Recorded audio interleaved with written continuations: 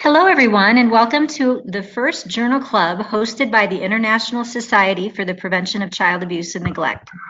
This new webinar series features a different journal article each month with the opportunity to meet the author and interact with colleagues around the world as we dig deeper into findings and implications of the latest research.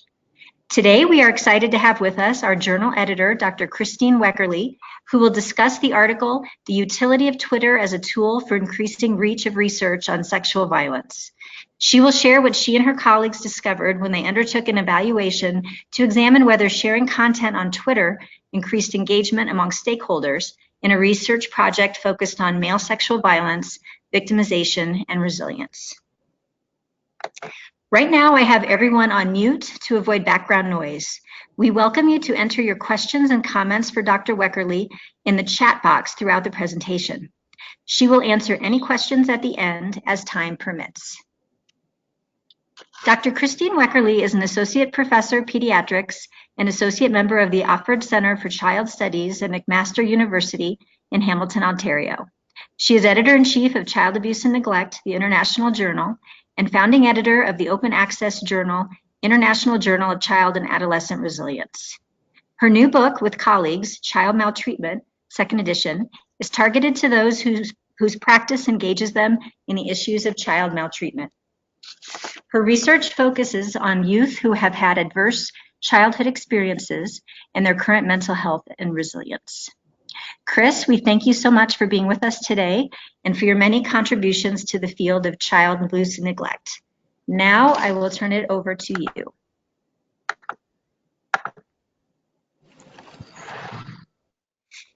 Thank you so much for that lovely introduction, and I'm very happy to be here to start off this Journal Club webinar series.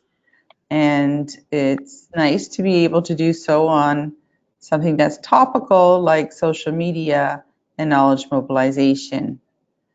I am in the Department of Pediatrics at McMaster University in Hamilton, Ontario, Canada.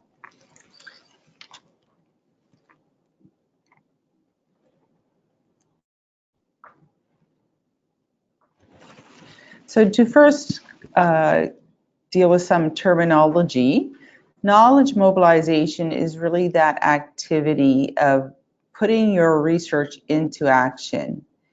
And the research has told us that it takes about 17 years for research to get into practice. And I will cheekily be using hashtags throughout this presentation as they are relevant to social media. So kids can't wait is a hashtag. When we look at evaluating knowledge mobilization, we're trying to achieve reach. So are we connecting with the people who want, need, or can use this information? The relevance of our approach, does this make sense? And in our case, in the study we're going to talk about, there's increasing trends for researchers to have a presence on Twitter.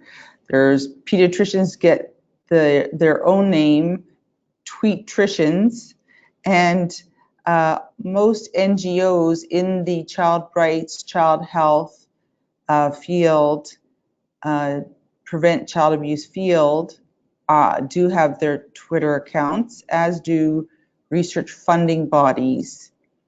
So it's a relevant space for seeking an audience. We'll talk about addressing youth towards the end of this presentation. And we want to understand how we can achieve various levels of relationships so that we have, maybe a core group of followers, a core group of people who really pay attention to what we tweet, like retweet it, as well as engage in real time in what's called a Twitter chat, so that we can have a dialogue. So it's a very valuable and flexible opportunity to work in social media. And the critical question is, what are these conversations, these communications, what impact do they have? Does it lead to action? And that's really where we decided to do an experiment. So to understand a bit more on research impact, there is a link to a resource. The relevance of technology and social media becomes more apparent now to us, perhaps post the Me Too movement. We know that most adults and youth have cell phones, and they use their devices for information seeking. They also use these platforms, social media platforms, for social sharing, and research has shown that that can lead to formal help seeking and utilizing online interventions or mental health apps, for example. So the picture here I have is from the Independent Inquiry into Child Sexual Abuse from the UK, who has a truth project where survivors can log their experiences, not only really what happened to them, but what was the response. So a 9-year-old went to the police and made a report, no action was taken. A child told a teacher, and the teacher's response was, "Are you sure you're not making it up?" So we have such a strong gaze aversion to child maltreatment, and a particularly high stigma and kind of a push away response to child sexual abuse, that we often need to be effortfully reminded that kids won't just make this information up. That's clear in the research in terms of false reporting as being a very rare event. And it's really important to hear survivors, to have survivors be heard. So we decided at Child Abuse and Neglect to do a special section on technology and social media, particularly as relevant to child maltreatment and child welfare work. There has been more activity in the medical health field in this area, and child maltreatment has been less quick to kind of get involved in this space and to do research around this. So the special section on technology and social media is in volume 5, and there's 5 articles. It's guest edited by Dr. Tara Black and Dr. Laura Schwab-Reese. And as you can see, there's different sort of angles of articles. Some focus on the use of technology and social media in terms of data collection and methodology. Others look to see how it might, what's going on in terms of the online social networks of maltreated youth and how that relates to their offline behaviors. And then our article is looking at Twitter as the social media platform in conveying sensitive information that is about sexual violence. And that is a shot of the article. And I want to give you a bit of background on this research. It developed from a team grant, Canadian Institutes of Health Research Boys and Men's Team Grant, to look at the underattended issue of male sexual victimization and how that relates to health and resilience, because we aren't even clear on prevalence, as there are more pressures to not disclose for males. There is a place where we put all our articles, and that's in ResearchGate in a research project, and you have that link here if you'd like to look at that.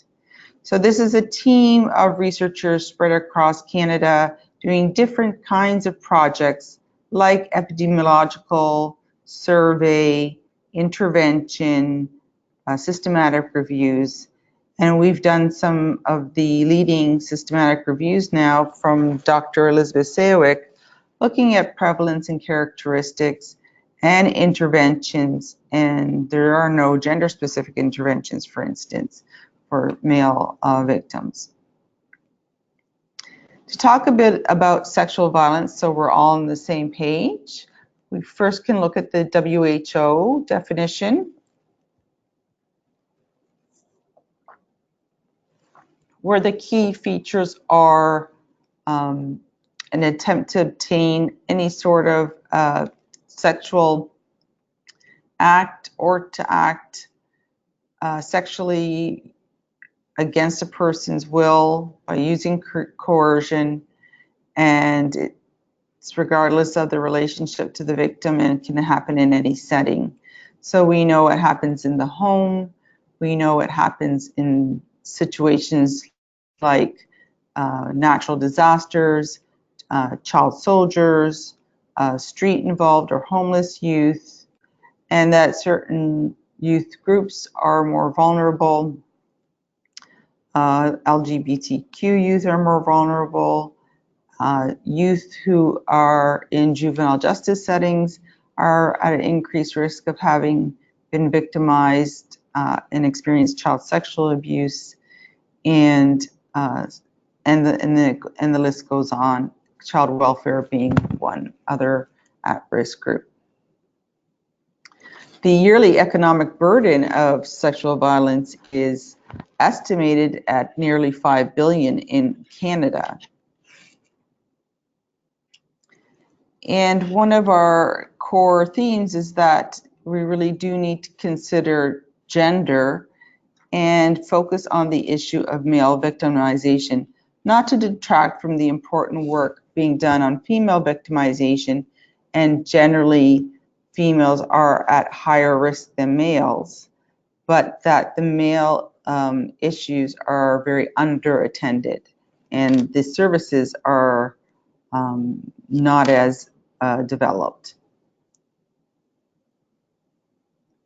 So to give you an overview of the research findings that we would have been posting about in our social media campaign, there's this 3-minute video that gives you a flavor of some of our team's findings.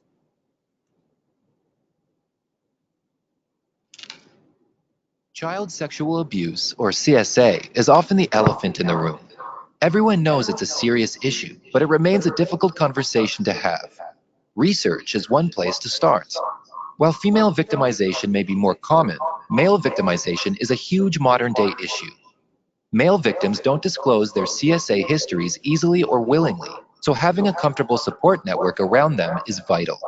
But to form this, we need to ask ourselves, are we ready to listen? For too long, males have felt discouraged to reveal their stories of child sexual violence. Perhaps we've been a part of the problem by not counteracting gender myths like boys can't be sexually assaulted, or stereotypes about how unmasculine it is to seek help. Fortunately, a Canadian Institutes of Health research team have stepped up to be a part of the solution by opening the conversation. Using a hashtag #CIHRTeamSV social media campaign, they have targeted stigma around sexual violence in males and have mobilized new knowledge. So far, several interesting findings have come from using large-scale data sets. At the point of reporting to child welfare agencies, caseworkers were less likely to note that male victims experienced emotional harm as compared to females. Male victims were also less likely to be placed in out-of-home care. This is a disconnect to the research that showed persistent post-traumatic stress symptoms for many male victims. Following up victims 5 years after the CSA report was substantiated, male victims were 2.2 times less likely to see a physician for physical health than female victims. However, males were 2.3 times more likely to see a physician for mental health problems. Compared to the general population, male victims also experienced a 10-fold increased risk of being hospitalized for health issues. But how does having this background affect other areas, such as dating in adolescence? A high school survey found that 21% of girls and 5% of boys reported experiencing CSA. And of those affected, 1/5 reported experiencing sexual coercion from their dating partners. This tells us that consent and sexual negotiation skills seem important targets to protect youth from re-victimization. So, where do we go from here? There are at least 4 pathways forward. 1. Taking sex and gender into account will keep us focused on the "what about the boys" issue. 2. Trauma and violence-informed healthcare is critical, especially in males. 3. Service providers must ensure safety in young people's environments and relationships. 4. Public health needs to tackle sexual violence as it has with other forms of violence. Without support, victims become even more isolated, leaving their health to suffer. We cannot let that happen. Fortunately, research is guiding us on how to prevent this. And, as a result, the elephant is finally out of the room.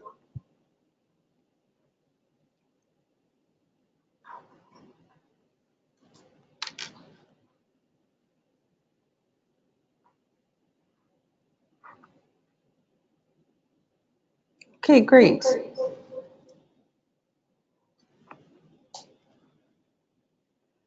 So that was, I have to give thanks to CHR again, the Institute of Human Development, Child and Youth Health, for having a video talks contest, which that video was won an award.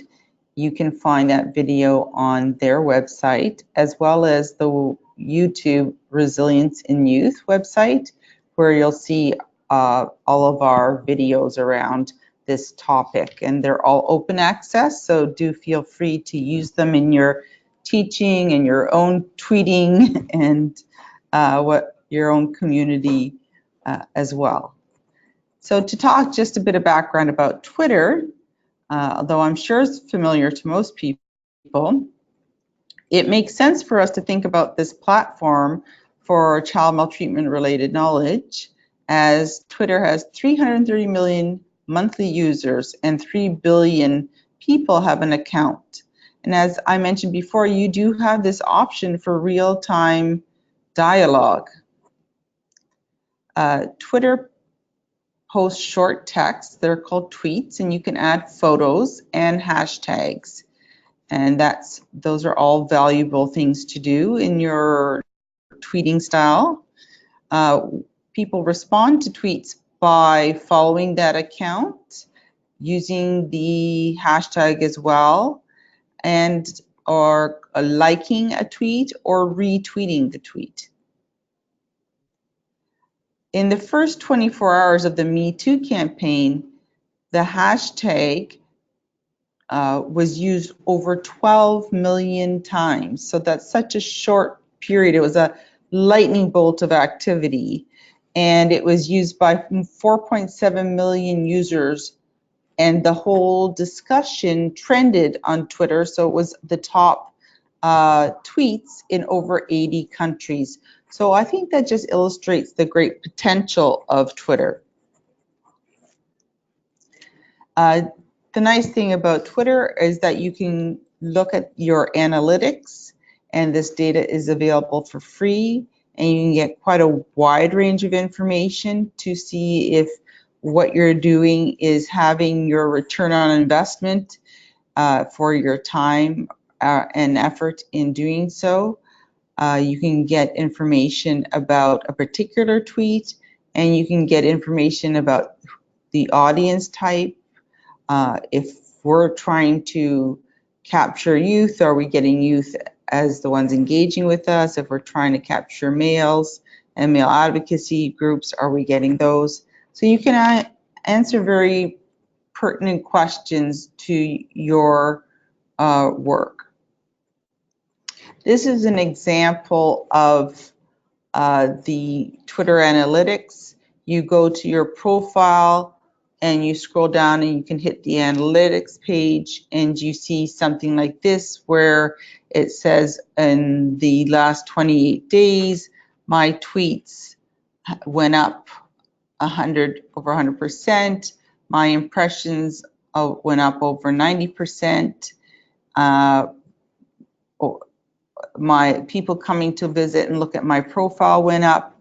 I was mentioned at Dr. Werkerly is my Twitter handle. That was those mentions increased, and I increased in followers. And it can give you that month by month, or you can select particular times.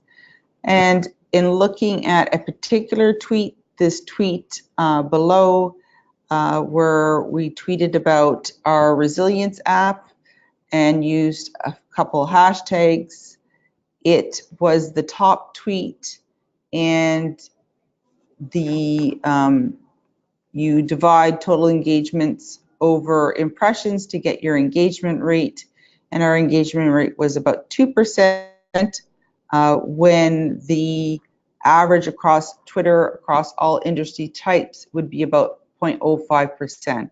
So that is considered a high engagement rate.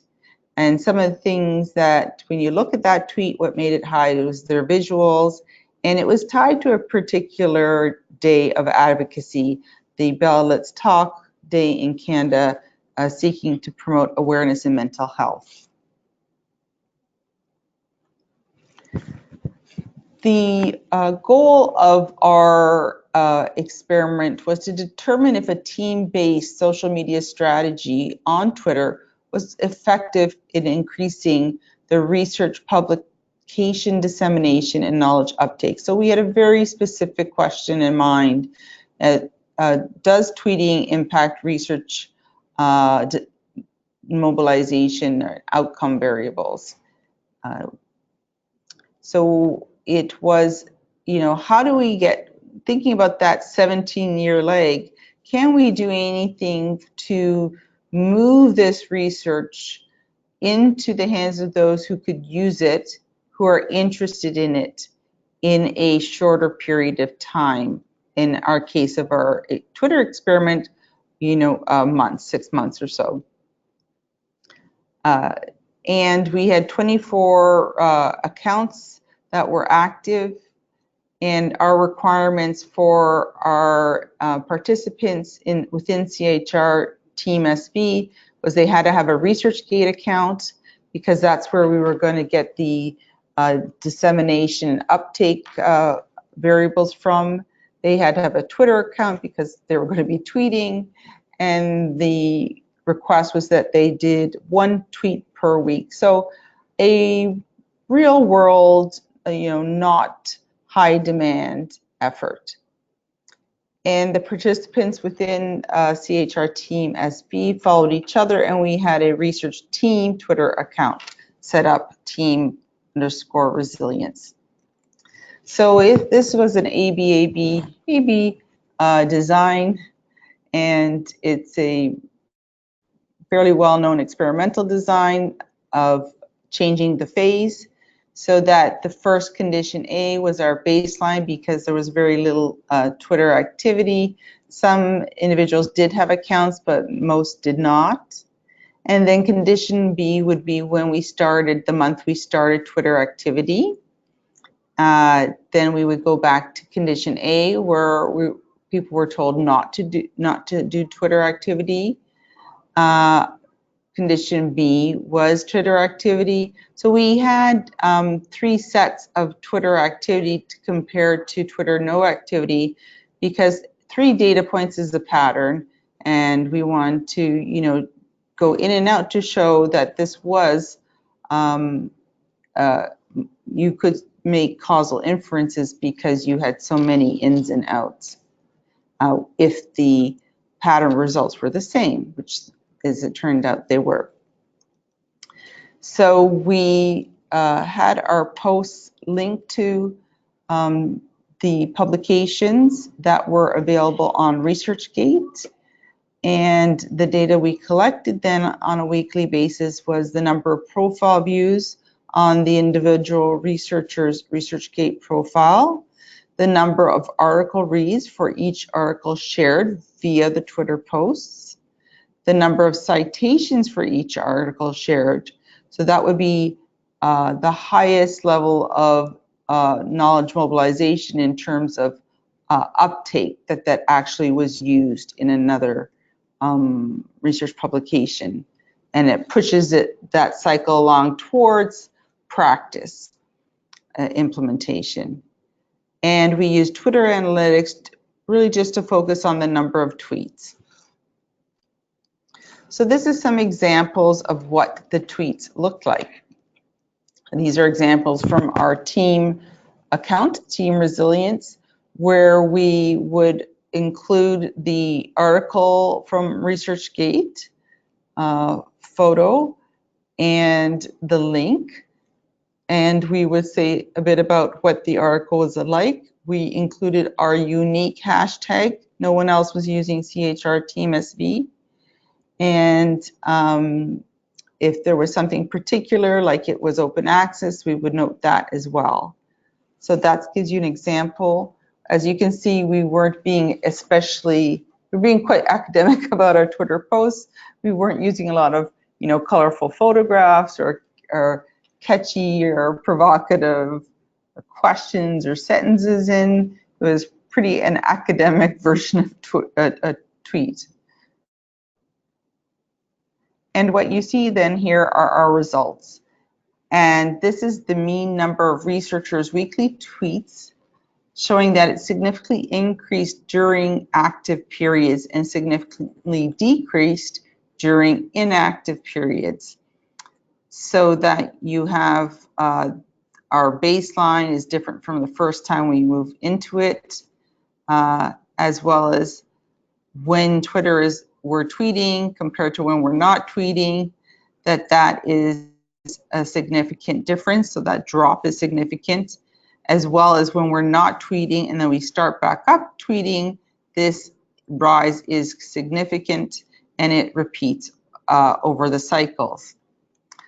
We found that the mean number of ResearchGate profile views significantly increased during active periods and significantly decreased. So we're looking at the same kind of patterns for each of our outcome variables, that when we were active on Twitter compared to when we were not active on Twitter, there is a significant drop in the number of profile views of the researchers on ResearchGate. When we look at being off compared to coming back on, we see there's a significant increase in these profile views, and the pattern is repeated. When we're off to when we're on, it's significant, and when we're back to off, that's significant. And we show the same pattern across our month-to-month time frames. And finally, not finally, the mean number of featured ResearchGate article reads increased during the active and decreased during the inactive. So that you do have the same pattern of when we're tweeting about an article, people are more likely to go to read it. When we're not, that article is not being read.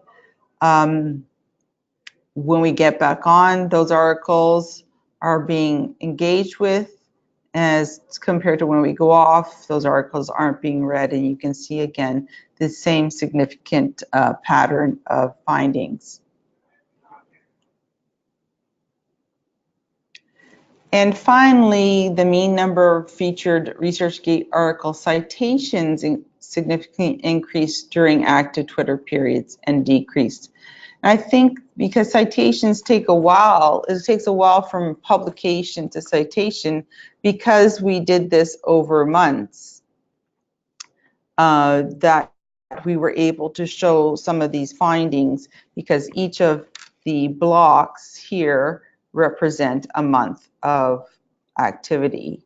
So I think that's why we were able to see some of this citation findings. So the same pattern holds, is that when the articles are being tweeted about, the citations are higher compared to when they're not being tweeted about.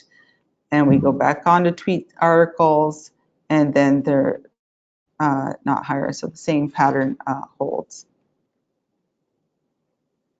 So we come to our discussion of all things Twitter and research on sexual violence victimization.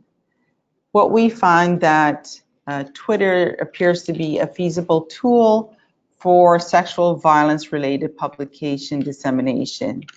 And I think this is really important that we're able to convey sensitive topics and provide the research base to other sensitive topic discussions. So within the Me Too discussion or the Men Me Too discussion, you can offer some research in how it relates to what people are saying. So you're able to make that fit for other people and expose them to more resources that they can then go and have a look at. The issue of male sexual violence is significant. The rates can be so variable, as we found. Maybe it's about 8% self-reported, but in our article on sexual motives, which is also in the journal, we found that child welfare male youth was much higher, that for both males and girls, the reporting of their CSA experiences was much higher, well over 25%, not this 8%. And we also looked at, in a subsample, where the caseworkers were reporting it.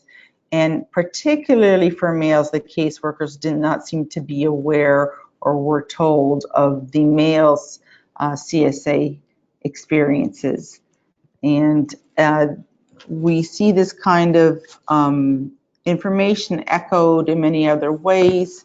For instance, in 2018 Interpol data, looking at the child sexual abuse material, up to a third of the material depicted boys. And when boys were present, the severity of the abuse was more significant, more severe abuse.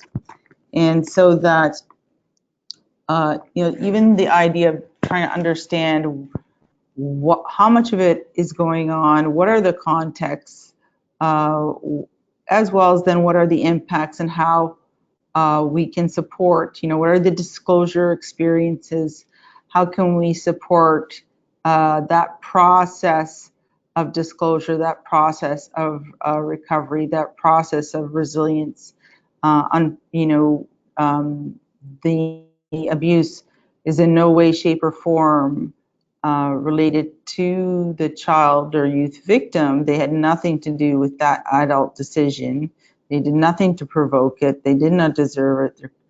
There are laws against it, but unfortunately, they're stuck with having to sort this information out and come to a place where they realize that they don't have to carry any shame or stigma that entirely belongs to the perpetrator, and that their story is an important story to be told and heard.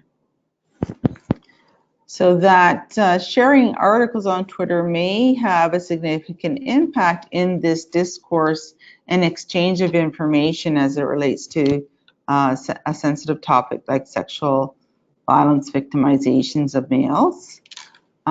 Citations are the better indicator, and that extending the data collection, you might be able to look at citations in different forums. So your citation in a research article versus your citation in a policy document. So you're able to push further around that question, does the research make a difference? In knowledge mobilization via other social networks is relevant to investigate, to see what are the right social media networks to target the audiences that we are trying to reach.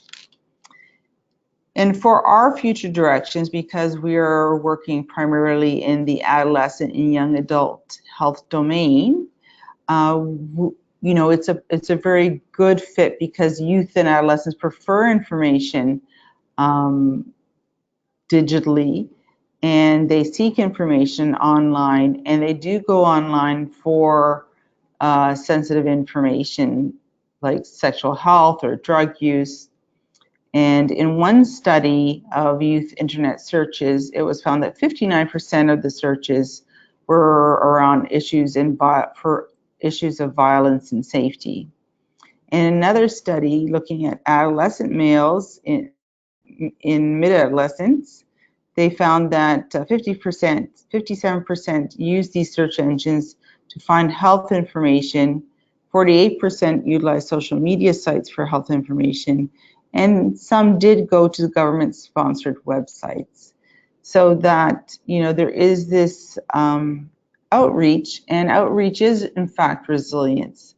But we want to ensure that we're part of the solution of bringing quality information into the eyes and hands of those looking for it. So for youth, Instagram would be much more popular than Twitter, and Facebook continues to be used for various groups, although very few studies have examined Instagram. So we're launching an Instagram study to follow up on our Twitter study.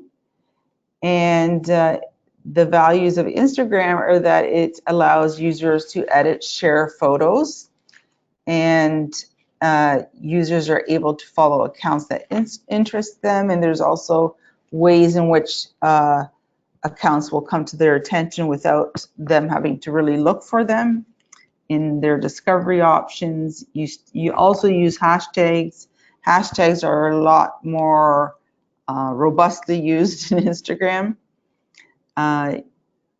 It is primarily photo-based, so visuals, and that is a good fit for adolescents, although posts aren't displayed in any chronological order. So these are some examples from our upcoming research, where we have in the first two a statement from the research document, as well as a notice that it's open access and where they can get the article and the link. And in the other kind of comparator Instagram posting, we don't have an article link, and we are making a more generic resilience message. So it's more information kind of a post.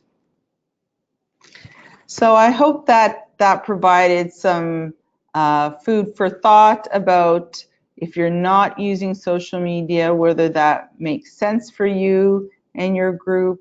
And if you are using social media, some of the ways in which you can think of it as a research question. You know, it's one thing to be on social media or launch a social media campaign, but it's a whole nother thing to say, is it effective? Because really everything is an empirical question. And there's many, many ways to connect with me. I'm happy for people to connect. And the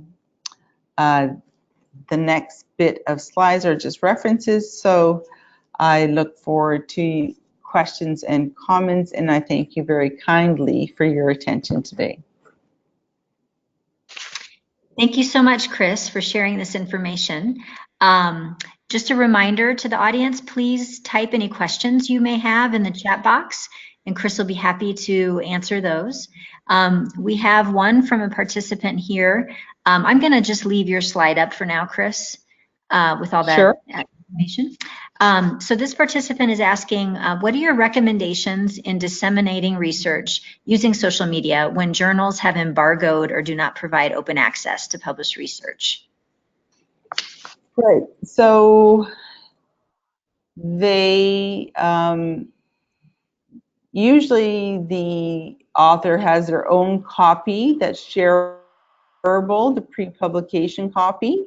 And so if you had a ResearchGate account, you could post that shareable copy there.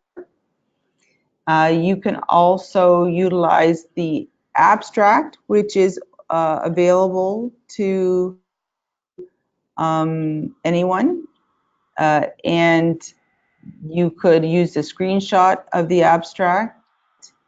I think that you can talk about in your tweet, I think what's really relevant is to talk about, like, what's the kernel finding or the news that you can use, or what is interesting or unique about you know, the research, what was the value added. So you certainly can put that into your tweet and just provide the DOI to the article, and people can obtain it. And it doesn't discount that people who are in university settings then would need to pay for the article. If they're not, that's another story. But I think that there's a lot of relevance to say that this research was done. You could also do a tweet series, like, do 3 in a row where you talk about, each of the relevant findings, and again, still link to the DOI to get a hold of it. So that would be some suggestions. Okay. So along those lines, someone else is asking if you feel that video attachments are more effective than links to written articles for youth audiences. For youth audiences? Yes. Videos. I think visuals are always good in Twitter, regardless. So whether it's a picture, a screenshot, or a video, that would all be effective. When we get into videos on these media sites that are, you don't have a lot of time looking and engaging with a particular single tweet, the length of the video is really important. So if you have like a 15-second video, then that may be something helpful. Nothing more than a minute. So in our video talks contest, for instance, you can get the statistics from YouTube as to how long people really do engage with the video. So if it's a 5-minute video or 3-minute video, and you will get people engaging definitely for a minute, and then it starts to go quite variable after that. So that would be your recommendation. If you can put something snappy together in 15 minutes, 15 seconds, and that would probably be ideal, but definitely not more than a minute. Okay, great. Thank you. Someone is asking if you could explain a little bit more about the Twitter live stream conversations for those who aren't familiar with them, like how they work. Sure. So there's a good thing would be to go on to a Twitter chat and to just be a participant. On Monday nights, there's a resilience chat, so you can just look up #resilience chat, and you can engage in that. On Thursday nights, youth do a chat called TEAR, Talk, and that stands for Teens Ending Abusive Relationships. That happens on Thursday evenings. So it's good to kind of pop into a chat to see what goes on. But the format of a Twitter chat is very standard. So you identify what the topic you're going to be talking about, and you can invite participants to the Twitter chat and or welcome those that you know are on there. And then you have usually up to 5 questions that you ask of your participants on your Twitter chat, like A1, A2, and then people provide responses. And then the moderator has the capacity using the Twitter chat dashboard to like and retweet other people's communications about that. And what's important is that everybody uses the designated hashtag so that it'll come into the moderator's field of vision that tweet was made related to that conversation. I find it really effective to get some engagement, to bring different stakeholders together, and they can, if you want specifically to have youth voices, to do some preparatory work and co-moderate with a youth advocacy group, for instance. And I think that they're really excellent, and they tend to be the thing that I've noticed that increases your followers the most. Great. So I'm curious, were you active on Twitter before this evaluation? Or, for those who really don't know anything about Twitter, do you have any other recommendations for getting started? Yeah. So this idea, this experiment really did come out of my foray into Twitter. So I was doing Twitter and I noticed that, gee, when I participated in a Twitter chat, my followers really jumped. And I did another Twitter chat and I saw this happening. So I thought, oh, there's something here.